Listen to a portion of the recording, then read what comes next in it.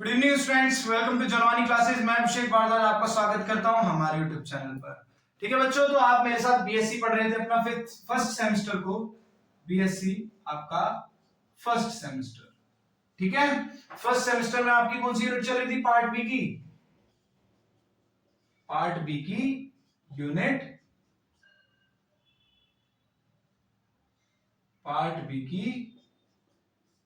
आपकी फर्स्ट ही चल रही थी, ठीक है। और फर्स्ट यूनिट में आप क्या पढ़ रहे थे? Conservation of linear and angular momentum. Last मैंने आपको सेंटर ऑफ मास पढ़ा रहा था बच्चों। मैं आपको फिर से बता दूं, सेंटर ऑफ मास आपका बहुत इंपॉर्टेंट टॉपिक है। इसको अच्छे से पढ़कर जाना जितना मैंने आपको बताया है, ठीक है। बहुत इजी है, ज्यादा कुछ नहीं है। बस आपको क्या है, इसमें है तो बताने के लिए कुछ भी नहीं, बस लिख कर आना जितना आप लिख सकते हो अपनी मर्जी से। सेंटर ऑफ मास का बस बेसिक जो है उसको समझना है, क्या कि आपका सेंटर ऑफ मास होता क्या है, जहां पर आपका सारा मास कंजर्व हो, ठीक है। तो इस चीज को याद रखना। आपको लास्ट मैंने करवा दिया था हेमिस्फीयर का, है ना। मैंने आपको दिया था होमवर्क में, जिन्होंने कर लिया बहुत अच्छे, जिन्होंने नहीं करा उनके लिए मैं करवा रहा हूं। क्या? Centre of mass of right circular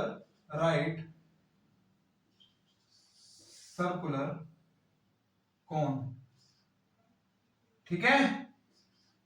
ये आपका किसके लिए हो रहा है? हम सेंटर ऑफ मास निकाल रहे हैं right circular cone. Right circular cone यानी कोन आपका इस तरीके से भी हो सकता है, ये भी तो कोन ही कहलाएगा। राइट सर्कुलर कोन बेसिकली आपका वैसा कोन होता है कि जिससे अगर मैं यहां पर इसके सेंटर पर डालूं तो वो 90 डिग्री एंगल बना है, वो आपका होता है क्या? राइट सर्कुलर कोन, ठीक है। बस इसी को आपका राइट सर्कुलर कोन बोलते हैं। चलो, तो सबसे पहले हम एक कोन बनाएंगे। कोण मान लो ये मैंने बनाया, 90 डिग्री बनाना है तो पहले मैं वही काम कर लेता हूँ। ये मान लो ये सेंटर था, तो ये 90 डिग्री, और ये मेरा बना कोण, ठीक है। क्या बना? कोण। पॉइंट्स मान लो, ये O, ये A, ये B और ये C, और रेडियस मान लो R डैश। रेडियस मान लो क्या? R dash. मैंने आपको बताया था अगर आपको इस तरीके से कुछ भी निकालना है तो आपको क्या माननी पड़ेगी? एक लाइन सेगमेंट को मानना पड़ेगा।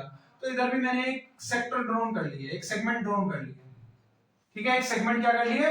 ड्रॉन कर लिया। और इस सेगमेंट की मैंने डिस्टेंस को क्या मान लिया है? यहां से x मान लिया है। क्या मान लिया है? x मान लिया है। और अपना c से कितना माना है? c से पूरा ये h मान लो, c से पूरा क्या कर लो? h मान लो, ठीक है। यहां तक आई होप किसी को कोई डाउट नहीं होना चाहिए, ठीक है। किसी को भी कोई डाउट नहीं होना चाहिए, ठीक है। और आप चाहो तो इसको भी मान लो। अगर आपको ये मानना है तो इसको एक काम करो, r लेट कर लो, ठीक है। इसकी रेडियस को आप r लेट कर लो, ये सर्किल ही बना रहा होगा ऑलमोस्ट, तो इसको आप r लेट कर लो, ठीक है। और ये तो आपको पता ही है कितना मानना है, dx लेके चलना है हमको, ठीक है। dx लेके चलना है। चलो अब लैंग्वेज पे आते हैं। लैंग्वेज लिखो, ठीक है। जो ये मेरी फिगर है क्या रिप्रेजेंट कर रही है? फिगर रिप्रेजेंट्स सर्कुलर कोन, ठीक है। आई होप आप सभी बच्चों ने मॉडल ले लिए होंगे और थोड़ा बहुत मॉडल से भी पढ़ना शुरू कर दिया होगा, ठीक है। तो आप देख लेना, जितना मैंने आपको पढ़ाया सब कुछ आपको उसी में से मिला होगा, ठीक है। अगर कुछ भी नहीं मिलता तो मुझे बताओ आप, सब कुछ आपको इसी में से मिलेगा। तो जो मैं पढ़ा रहा हूं वो बहुत इंपॉर्टेंट है, तो उस पर ध्यान दे बच्चों, ठीक है। तो आपकी फिगर क्या रिप्रेजेंट कर रही है? सर्कुलर कोन को। और इसके पास क्या है? Having circular base AB of radius R dash. Let O is a apex of cone, ठीक है। इसको क्या मानेंगे? एपेक्स। एपेक्स यानी चोटी, ठीक है। एंड OC सॉरी, हमने OC करा ना, तो OC आपका क्या है? OC is axis of symmetry, ठीक है। Axis of symmetry, double N.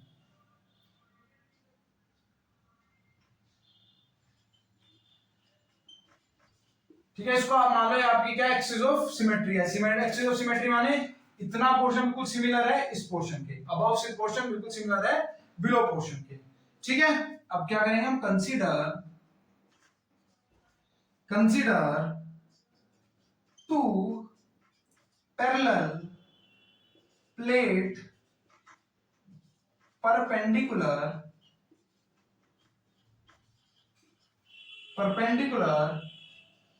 to x-axis at distance x to x plus dx। ठीक है, to x plus dx and behaves as circle disc. ठीक है, तो ये भी आपका क्या है, ये भी एक सर्कल डिस्क की तरह काम करेगा। लेंथ आप मान लो x तो इतना और प्लस इसमें ये dx है, ये भाई ये पोर्शन क्या है, ये dx है, तो x प्लस ds इसको, ठीक है, और ये बिहेव कैसे करेगी, एक सर्कल की तरह। भाई इसका आप कोण को इस तरीके से काट लोगे तो देखना वो भी तो एक सर्कल ही है। ठीक है, मान लो आज आपने कट कर दिया तो ये भी तो एक सर्कल ही ड्रॉ कर देगी। ठीक है, यहां तक तो कोई डाउट नहीं होगा, तो जस्ट सिंपल जो भी चीज मैंने बताई है वही चीज मैंने लिख दी है। ठीक है, जिससे आप भूले ना, जब आप रिवीजन करें तो आपको याद आ जाए मैंने क्या क्या बताया। ठीक है, अब चलो आगे करते हैं।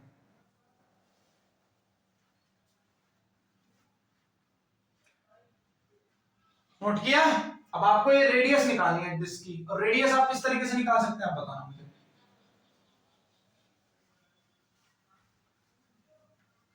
अब आपको रेडियस निकालनी पड़ेगी किससे, टेन थीटा वाला लगाना पड़ेगा। मान लो ये एंगल आपका थीटा था, ठीक है, तो आपको उसकी हेल्प लेनी पड़ेगी बस। अब आपको सो यहां पर लिख सकते हो आप क्या, radius of disk r equals to x tan theta. क्या हो जाएगी, x tan थीटा, क्योंकि tan थीटा आपका क्या होगा, r by x। क्यों, क्योंकि tan थीटा आपका क्या होता है, परपेंडिकुलर अपॉन बेस। ठीक है, यही तो होता है। परपेंडिकुलर वहां पर क्या था, x r था, और बेस क्या था आपका, x था। ठीक है, तो tan थीटा अगर आप करेंगे तो tan थीटा दूसरी तरीके से भी आ सकती है। अगर आप दूर कर लें अपने इसको तो आपका क्या आ जाएगा, r डैश भी आएगा, और h आपकी ये पूरी है, और यही आप किसके बराबर आ रही है, ये आपका r by x के बराबर भी आ रही है, r by x के बराबर भी आ रही है। ठीक है, r by x के बराबर भी आ रही है। तो यहां से आप r और r डैश में एक रिलेशन फाइंड कर सकते हैं। कौन सा, कि r जो होगा वो आपके किसके बराबर होगा, x r dash by h के बराबर होगा। ये रिलेशन आपको काफी इंपॉर्टेंट है। ठीक है, तो आपके पास ये रिलेशन आ गया। तो जब आप एरिया निकालेंगे, एरिया ऑफ डिस्क जब आप निकालेंगे तो वो आपका क्या होगा, पाई आर स्क्वायर ना। एरिया आप कैसे निकालेंगे, पाई आर स्क्वायर। जब आप आर स्क्वायर करेंगे तो क्या हो जाएगा, X square are dash square और एच स्क्वायर, यही हो जाएगा ना। ठीक है, और जब आप वॉल्यूम निकाल देंगे, अब वॉल्यूम जब आप निकालेंगे तो एरिया इनटू,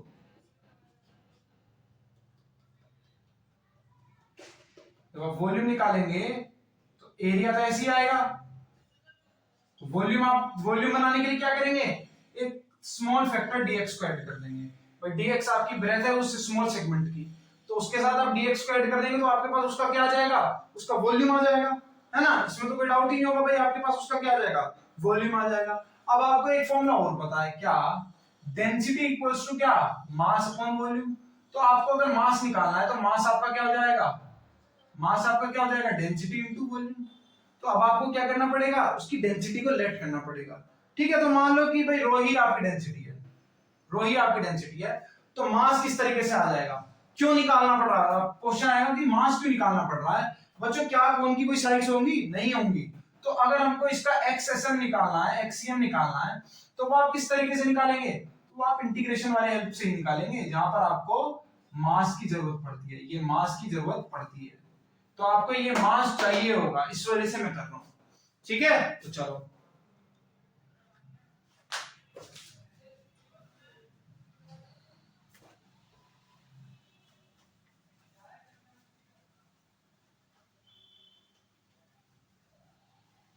अब आगे चलो, तो मास ऑफ अ डिस्क क्या आ जाएगा, मास ऑफ डिस्क एम आपके पास क्या आ जाएगा उसके, ठीक है, स्मॉल मास डिस्क का निकालना है ना, डिस्क की लेंथ हमने dx मानी है तो उसका मास तो काफी स्मॉल होगा, क्योंकि हम कंपैरिजन किससे कर रहे हैं, हम कंपैरिजन कर रहे हैं कोन से, कोन का अगर m है तो उसका dm होगा काफी छोटा, तो dm लेकर चलो यहां पर, ठीक है, तो डेंसिटी इनटू वॉल्यूम, वॉल्यूम मेरे पास क्या था, pi x square are dash square upon h square और आपका dx, ठीक है, तो अब तो सिंपल है, बस सेंटर ऑफ मास कैसे निकालना है, hence centre of mass, centre of mass on cone given edge, किस तरीके से निकाल सकते हो, xcm equals to integration x dm by dm, ठीक है, और x dm नहीं निकालने के लिए x हो गया आपका, dm आपको चाहिए, dm आपका क्या है, ये रहा dm, यानी rho pi x square are dash square dx by integration by rho pi x square are dash square और dx, ठीक है, ठीक है, और लिमिट्स आपकी क्या रखेंगे 0 टू h, यहां भी 0 टू h, ठीक है, क्योंकि भाई आपका कोण है ये हमने मानी है तो ये बढ़ सकती है, और पूरा एक कोण तभी तो बनाएगी जब इस वाली लाइन को हम खींच के इधर ले आए, है ना, तो आपको 0 टू h करना है,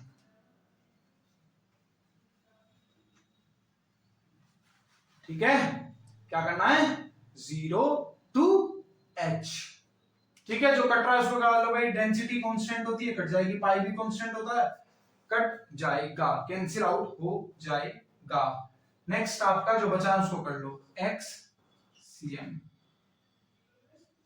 ठीक है, इसका सेंटर ऑफ मास आपको निकालना है, क्या क्या बचा आपके पास इधर x,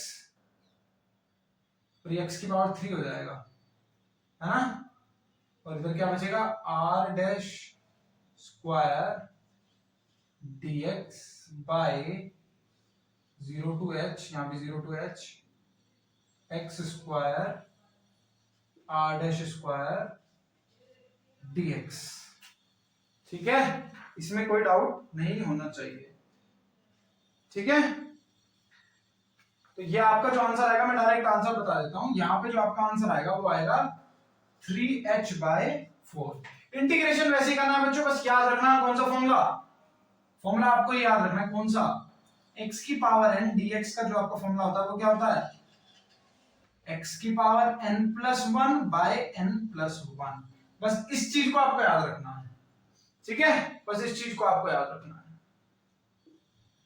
बल्कि ये चीज आपको डायरेक्ट याद भी नहीं चाहिए, ठीक है, इस चीज को आपको डायरेक्ट याद भी रखना है कि कोन का सेंटर ऑफ मास जो होता है वो आपका 3h बाय 4 डिस्टेंस पर होता है, ठीक है, उस O पॉइंट से 3h बाय 4 पर, इस चीज को भी आपको याद रखना है, या डायरेक्ट भी याद रखें तो आपके लिए ही अच्छा होगा, ठीक है, कर लो नोट।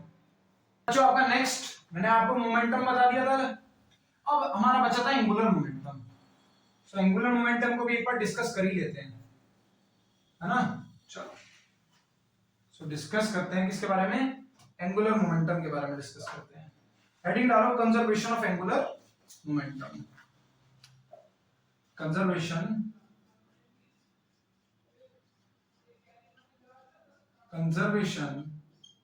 ऑफ एंगुलर मोमेंटम, ठीक है, so conservation of angular momentum, angular momentum आपका क्या होता है r इंटू पी, कैसे देखना आप, the movement of its linear momentum is defined as angular momentum। ठीक है, आपके लीनियर मोमेंटम का मूवमेंट जो होता है वही आपका क्या डिस्क्राइब करता है, एंगुलर मोमेंटम को। और किस तरीके से रिप्रेजेंट कर सकते हैं, एंड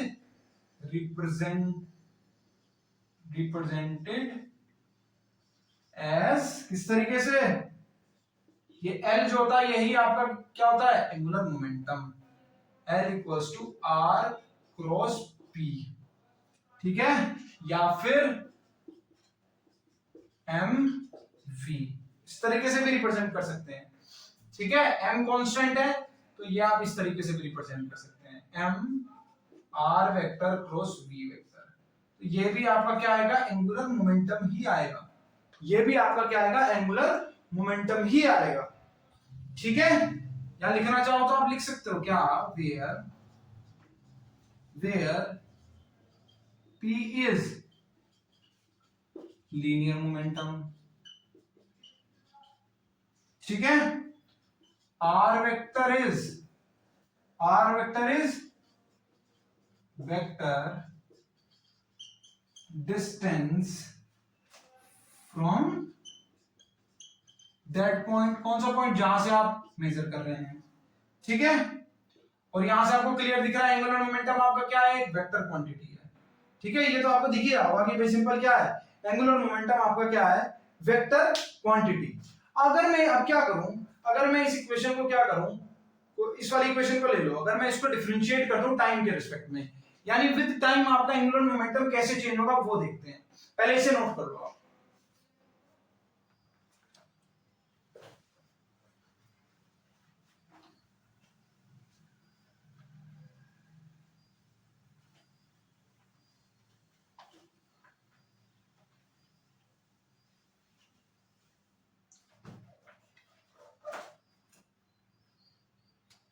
ठीक है, so differentiate it with respect to time t, क्या आ जाएगा आपका, dl वेक्टर बाय dt, और इधर आपका क्या आ जाएगा, d by dt r vector cross p vector.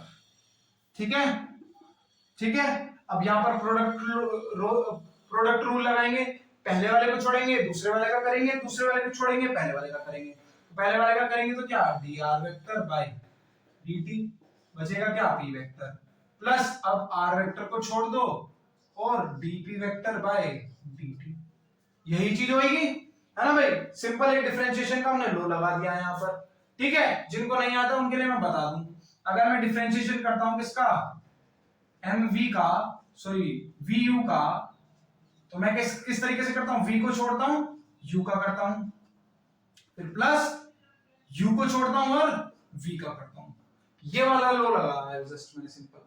ठीक है, तो ये मेरा क्या हो जाएगा, अब dr by dt मेरे पास क्या होता है, change in distance upon change in time, मेरे पास क्या होता है v, तो ये मेरे पास आ जाएगा v वेक्टर इनटू ये भी क्या होता है मेरे पास mv प्लस r वेक्टर, और मेरे पास dp vector by dt vector क्या होता है, क्या होता है, फोर्स होता है ना। तो ये आपका f वेक्टर से आप इसको रिप्रेजेंट कर सकते हो। ठीक है, किससे रिप्रेजेंट कर सकते हो आप, f वेक्टर से। ठीक है, यहां पर आप इक्वल्स टू में क्या है, dl vector by dt, dl vector by dt। अब इसकी वैल्यू क्या हो जाएगी, ये तो जीरो हो जाएगा, क्योंकि भाई आप इसी का इसी के साथ क्रॉस निकाल रहे हो तो ये तो जीरो हो जाएगा। तो ये जो आपका आएगा, ये बचेगा dl vector by dt vector, ये आपका किसके इक्वल आएगा, r vector into f vector. तो ये भी आपके पास एक इंपॉर्टेंट रिजल्ट निकल कर आया है। ठीक है, यानी जब आपका एंगुलर मोमेंटम टाइम के साथ बदलता है तो वो आपका क्रॉस प्रोडक्ट आता है किसका, डिस्टेंस का और फोर्स का, जो फोर्स उस पर अप्लाई हो रही है।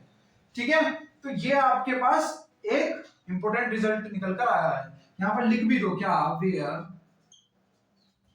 f vector is the force applied to particle। ठीक है, f vector is the force applied to particle। ठीक है, ये भी आपका इंपॉर्टेंट है, इसको भी ध्यान रखना है। चलो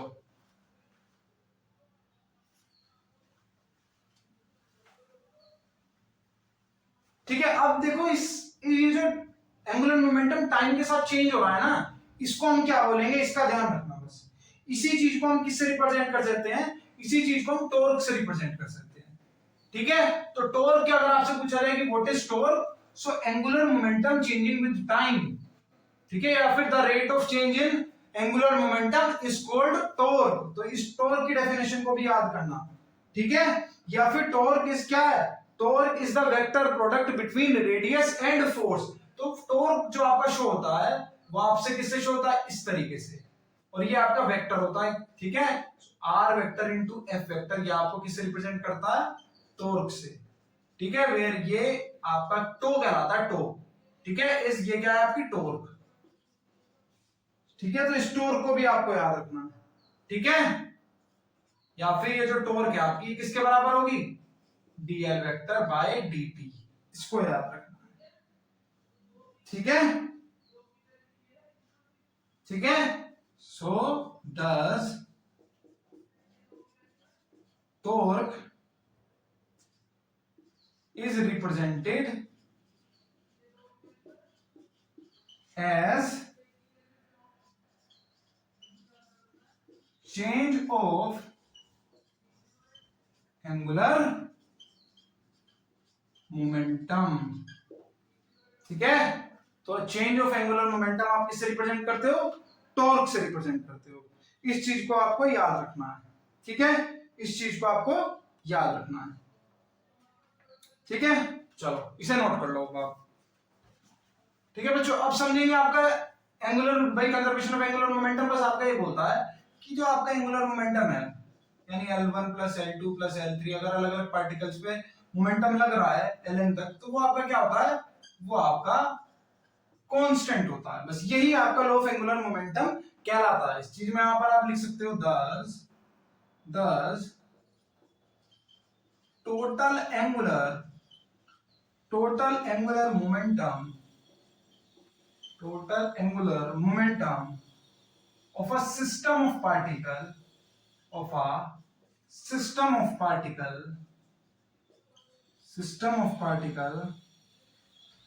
is constant। कब कांस्टेंट हो सकता है ये भी याद रखना, if total external torque, जो आपकी टोटल एक्सटर्नल टॉर्क है ना, वो कैसी होगी, acting on system is zero. इसी चीज को आपको क्या बोलते हैं, इसी चीज को बोलते हैं principle of, this is known as principle of conservation of angular momentum. ठीक है, इसी को आप बोल सकते हैं। अगर आप इसके कुछ कंजर्वेशन ऑफ एंगुलर मोमेंटम के एग्जांपल लिखना चाहें तो आप एग्जांपल भी लिख सकते हैं, जैसे सोलर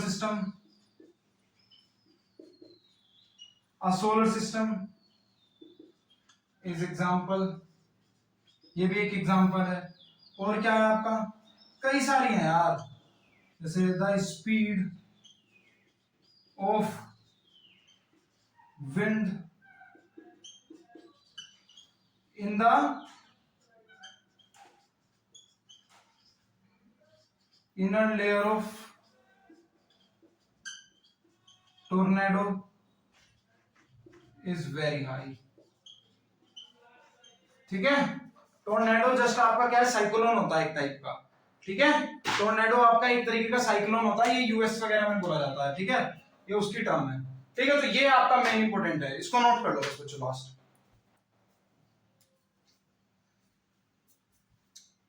ठीक है, अब देखो बच्चों, आपका सिर्फ इलास्टिक एंड नॉन इलास्टिक बचा है, वो हम नेक्स्ट लेक्चर में कवर कर लेंगे, और आपकी क्या हो जाएगी, यूनिट 1 जो है ये कंप्लीट हो जाएगी। ठीक है, यूनिट 1 कंप्लीट हो जाएगी, फिर हम यूनिट जो आपकी बची हुई 3 यूनिट है उन्हें भी कंप्लीट कर लेंगे। हमारा टारगेट हम यही रखेंगे 20 या फिर मैक्सिमम 25 तक ये कंप्लीट हो जाए आपका सेमेस्टर। ठीक है, चलो फिर बच्चों आज के लिए इतना ही रखते हैं। Thank you very much.